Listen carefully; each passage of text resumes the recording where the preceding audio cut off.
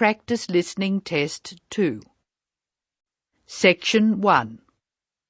This conversation is between two people, Tom and Mary, who are choosing radios, televisions and telephones in an electronics shop. Listen to the conversation and decide which of the items in the picture, A, B, C or D, they are going to buy. First, you have some time to look at questions 1 to 4.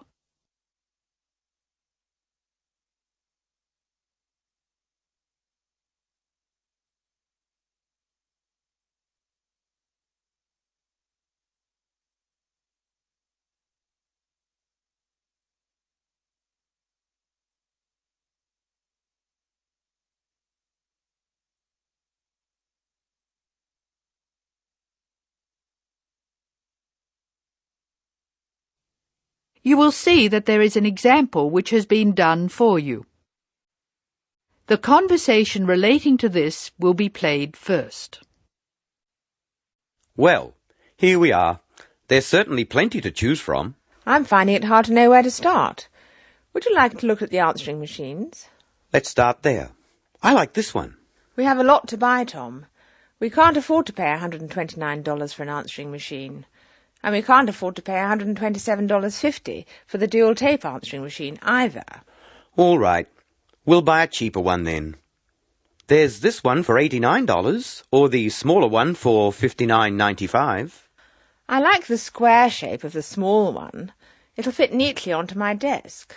And it's the cheapest. OK, we'll buy that one. Tom and Mary choose the small square answering machine costing $59.95, the cheapest available, so letter B has been circled. Now we shall begin. You should answer the questions as you listen because you will not hear the recording a second time. Now listen carefully and answer questions 1 to 4. Well, here we are. There's certainly plenty to choose from.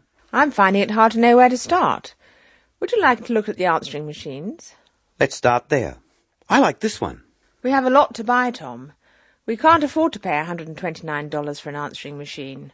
And we can't afford to pay $127.50 for the dual tape answering machine either. All right. We'll buy a cheaper one then. There's this one for $89, or the smaller one for $59.95. I like the square shape of the small one. It'll fit neatly onto my desk. And it's the cheapest. OK, we'll buy that one. Good. Now we need to buy a telephone for the office.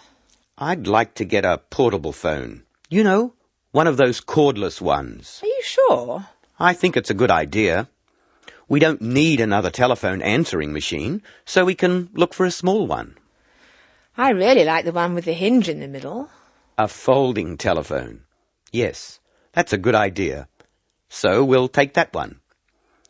Are you ready to look at the other things we need? Yes. Let me look at the list. We need a couple of radios. I want one I can listen to while I'm walking. I know. They're just over here. I don't think you should buy the really cheap one. You mean this one? $17 is a very good price. That's true, but I believe they give a very bad sound quality. And what if you want to use a cassette? It doesn't have any space for a cassette. You're right. Well, I really hate the ones where you have to put the small earphones into your ear. Here's one with big earphones you put over your ears. It's expensive. It's only $20 more than the one with the little earphones. Take it. OK. What's next? We have to choose a television. We need one which is big enough but to... not too big. I don't want anything larger than 48 centimetres. I really think 34 centimetres is too small for our room. That's only about 13.5 inches. OK. Let's take the size bigger than 34 centimetres. What about another radio? How would you feel about a clock radio instead of just a radio? I don't want a clock radio. I'm very fond of my alarm clock. But I like this radio with the curved carry handle. So do I. It's a good price, too. So, now we've chosen an answering machine, a cordless telephone, a radio for you to use when you go for a walk, another radio and a television. Anything else? No. Let's go and have a cup of coffee. Tom and Mary go for their cup of coffee.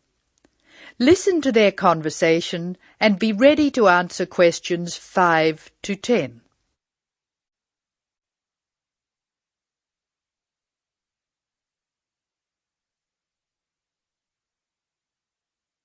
Now listen to the conversation between Tom and Mary and answer questions 5 to 10.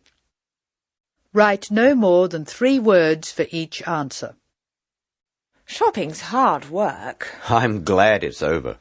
Do you want to go home now? Yes, I think I'll take the things we bought home.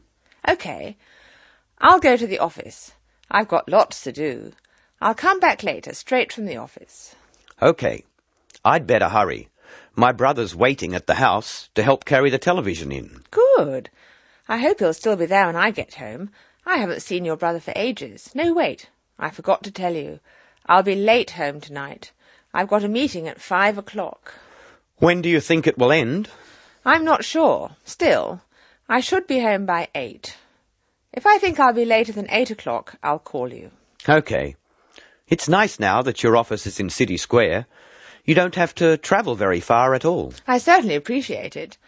Taxi drivers always know where City Square is, too. By the way, are you going to watch People Are Funny on TV tonight? What did you say? What TV show? Oh, People Are Funny. Of course I am. I'll tell you what happened when you get home. I need something to laugh at. I'm going to the new office at Newtown tomorrow, and I'm not looking forward to it. I'd better go. Take care. I'll see you later. Bye-bye. That is the end of section 1. You now have some time to check your answers.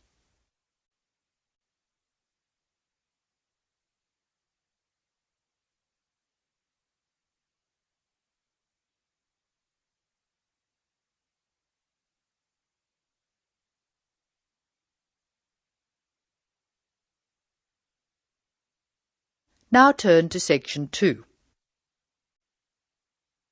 Section 2. You are going to hear a student arranging to transfer between English classes.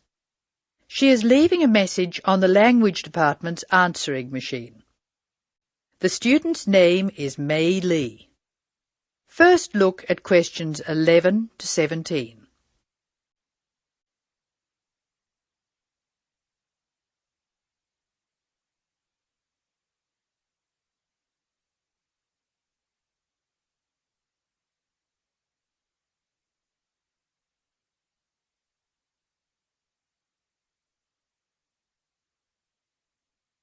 As you listen to the first part of the talk, answer questions 11 to 17.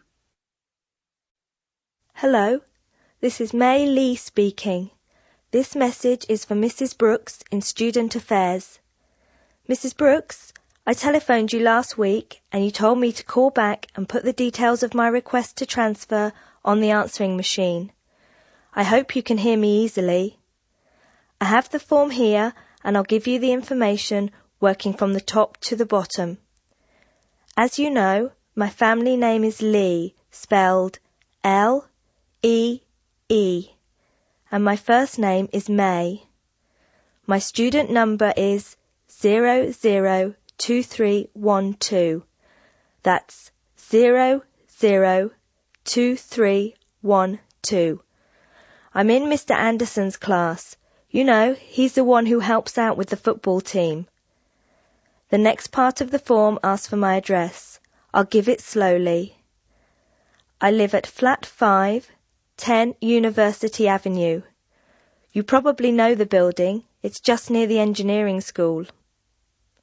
The telephone number is 818-6074. And I share it with a lot of other people, so it's often engaged.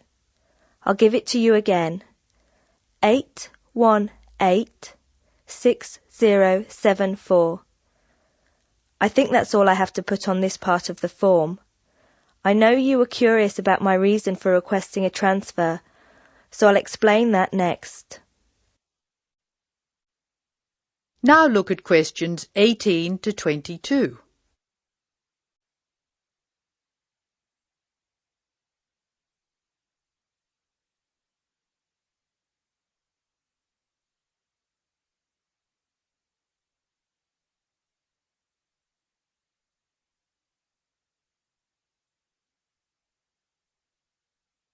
As Mei Lee continues her message, answer questions 18 to 22. Now I'll tell you why I want to transfer between classes. Mrs. Brooks, I really like my teacher and my classmates, but I find it very hard not to speak in my own language. I just begin to think in English when the class ends, and I'm surrounded by other people from my country, so it's natural that we all speak in our mother tongue.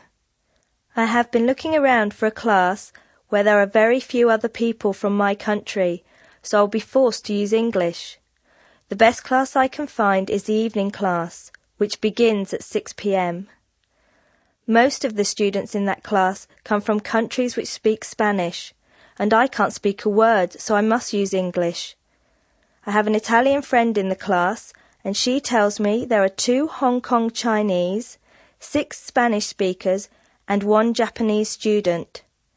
She says most people speak English at the break, although sometimes the Spanish slip into their own language. I checked the class list, and 2 students have dropped out of the evening class, so there should be room for me. Could you please see if I can join the class?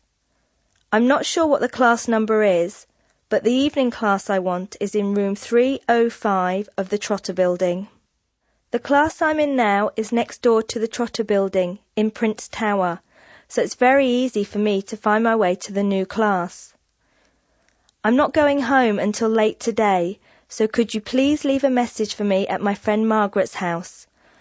Her number is 812-7543, and she has an answering machine. I do hope you can transfer me, Mrs. Brooks. If there is any more information you need, please call me. Thank you very much. That is the end of section 2. You will now have some time to check your answers.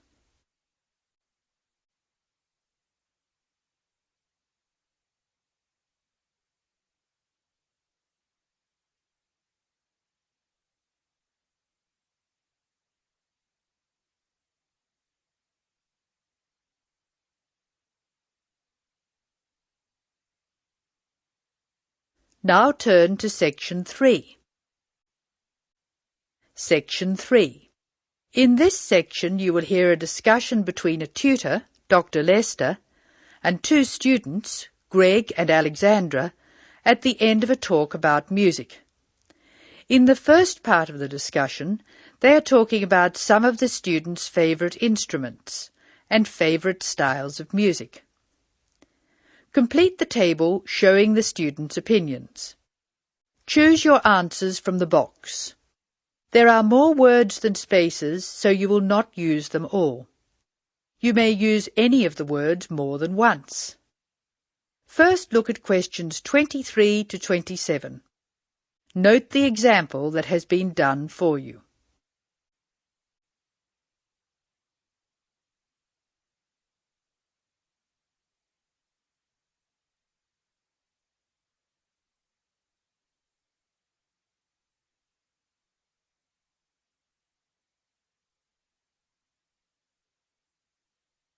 Now listen to the first part and answer questions 23 to 27. I think it's time we looked at the results of our survey. What did you find out, Alexandra? We're a group with very diverse tastes, Dr. Lester. I'm not surprised. What were the favourite instruments? Well, Greg loves drums. He told me he played drums when he was at primary school, and now he plays drums with his friends at weekends. They have a band. Good. What do you like to play, Alexandra? My favourite is the guitar. However, I haven't played for years, so I keep hoping to start again. Will I go on with the others? Yes, please. Katya is like Greg. She loves to listen to drums. She says she's not a player, just a listener. Rachel, as you know, is a violinist, so of course it's natural that she should favour the violin. So we have two people who love the sound of the drum and two who like strings. The violin for Rachel and the guitar for Alex. What does Harry like? Harry says the best instrument of them all is the piano. He claims it's more versatile than any other instrument. Emiko plays the piano, but her favourite instrument is the flute. The flute. Yes, Emiko plays the flute too, of course. Thank you, Alexandra. Greg, will you tell us the students' favourite style of music? We're really very conservative. My favourite is classical music, and that's Alexandra's choice too. Katja claims to like rock. So that's a vote from Greg, Alexandra and Katja. Doesn't Rachel prefer classical music? Rachel made a choice which surprised me. She plays the violin, so I expected classical or opera. But Rachel says that she prefers country music. How interesting. What's Harry's choice? Harry likes to listen to opera and loves to go to see a performance. He says opera has everything, colour and spectacle and theatre and great music. And Emiko? Emiko says jazz is her favourite music. She goes to listen to jazz every Friday evening.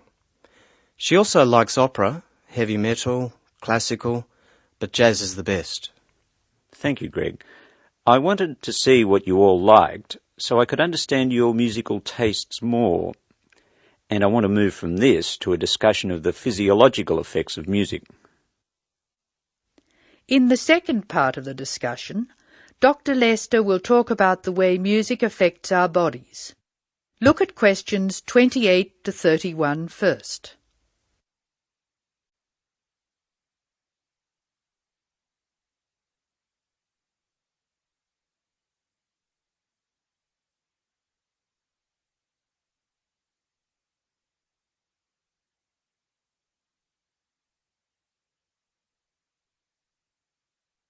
As you listen to the discussion, complete the sentences. For the purposes of this discussion, I'm going to divide music roughly into two types. Music which stimulates us and music which calms us. It seems that music which stimulates us gives rise to actual changes in our bodies. We listen to exciting music and our hearts beat faster, our blood pressure rises, and our blood flows more quickly. In short, we're stimulated. Soothing music, however, has the opposite effect. We relax and let the world go by. Our heart beats more gently, our blood pressure drops, and we feel calm. Alexandra, can you think of things which help us to relax? Gentle rhythms? Yes, in part. The melodies which help us to relax are smooth-flowing and often have repeated rhythms. These rhythms are constant and dynamic, a little like the crash of the sea on the beach. Their very predictability is sedating, relaxing. By contrast, very loud, discordant music with unpredictable rhythms and structures excites and stimulates us. These two generalizations about the differences between music which stimulates and music which soothes are true as far as they go, but they are far from conclusive. We still have a lot of research to do to find out what, for instance, people of different cultures hear and feel when they listen to music. This department is taking part in a continuing study on the influence of culture on musical perception, and we'll talk about that more next week. That is the end of section 3. You will now have some time to check your answers.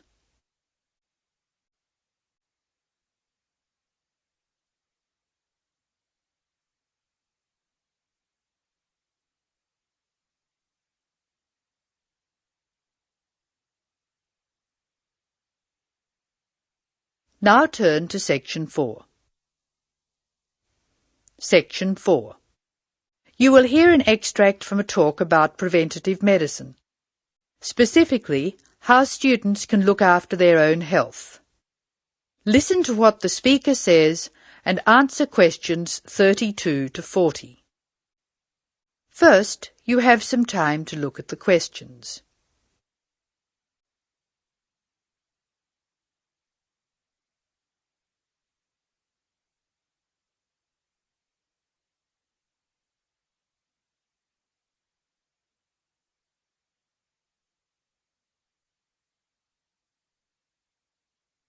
Now listen carefully and answer questions 32 to 36.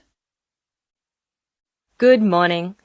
I'm Dr. Pat Parker, and I'm here to talk to you about preventative medicine in its widest and most personal aspects. In other words, I'm here to tell you how the patient should wrest control of their health away from the practitioners of medicine and take charge of their own medical destiny. I want to talk about staying out of the hands of the doctor. When the patient takes responsibility for her or his own health, and let's decide the patient is male for now, men are in fact more at risk than women anyway, when the patient takes over his own health regime, he must decide what he wants to do. The first thing, of course, is to give up the demon nicotine. Smoking is the worst threat to health, and it's self-inflicted damage. I have colleagues who are reluctant to treat smokers. If you want to stay well, stay off tobacco and smoking in all its manifestations. Our department has recently completed a survey of men's health. We looked at men in different age groups and occupations, and we came up with a disturbing insight. Young men, particularly working-class men, are at considerable risk of premature death because of their lifestyle. As a group, they have high risk factors. They drink too much alcohol, they smoke more heavily than any other group, their diet is frequently heavy in saturated fats, and they don't get enough exercise. We then did a smaller survey in which we looked at environmental factors which affect health. I had privately expected to find air or water pollution to be the biggest hazards, and they must not be ignored. However, the effects of the sun emerged as a threat which people simply do not take sufficiently seriously. Please remember that too much sunlight can cause permanent damage. Given this information, and the self-destructive things which people, particularly young men, are doing to themselves, one could be excused for feeling very depressed. However, I believe that a well-funded education campaign will help us improve public health standards and will be particularly valuable for young men. I'm an optimist. I see things improving, but only if we work very hard. In the second part of the talk, I want to consider different things that you as students can do to improve your fitness. Now answer questions 37 to 40. So now I'd like to issue a qualification to everything I say. People will still get sick, and they will still need doctors. This advice is just to reduce the incidence of sickness. It would be great if disease were preventable, but it's not. However, we have power. In the late 80s, the Surgeon General of the United States said that 53% of our illnesses could be avoided by healthy lifestyle choices. I now want to discuss these choices with you. You should try to make keeping fit fun. It's very hard to go out and do exercises by yourself. So it's wise to find a sport that you like and play it with other people. If you swim, you can consider scuba diving or snorkeling. If you jog, try to find a friend to go with. If you walk, choose pretty places to walk or have a reason for walking. Your exercise regime should be a pleasure, not a penance. The university is an excellent place to find other people who share sporting interests with you, and there are many sports teams you can join. This, unfortunately, raises the issue of sports injuries, and different sports have characteristic injuries. As well as accidental injuries, we find repetitive strain injuries occurring in sports where the same motion is frequently performed, like rowing and squash. The parallel in working life is repetitive strain injury which may be suffered by typists or other people who perform the same action hour after hour, day after day. In this context, therefore, the most important thing to remember before any sport is to warm up adequately. Do stretching exercises and aim at all times to increase your flexibility. Be gentle with yourself and allow time to prepare for the game you have chosen to play. Don't be fooled by the term warm-up, by the way. It's every bit as important to do your warm-up exercises on a hot day as on a cool one. I think one of the most sensible and exciting developments in the reduction of injury is the recognition that all sports can borrow from each other. Many sports programs are now encouraging players to use cross-training techniques. That is, to borrow training techniques from other sports. Boxers have been using cross-training for years, building up stamina by doing road work and weight training while honing their skills and reflexes. Other sports, which require a high level of eye-hand coordination, are following this trend. So, you see table tennis players running and jogging to improve their performance, and footballers doing flexibility exercises, which can help them control the ball better. All of these results are good, but the general sense of well-being is best, and is accessible to us all, from trained athletes to people who will never run 100 metres in less than 15 seconds. Good health is not only for those who will achieve athletic greatness. That is the end of section 4. Now you have some time to check your answers.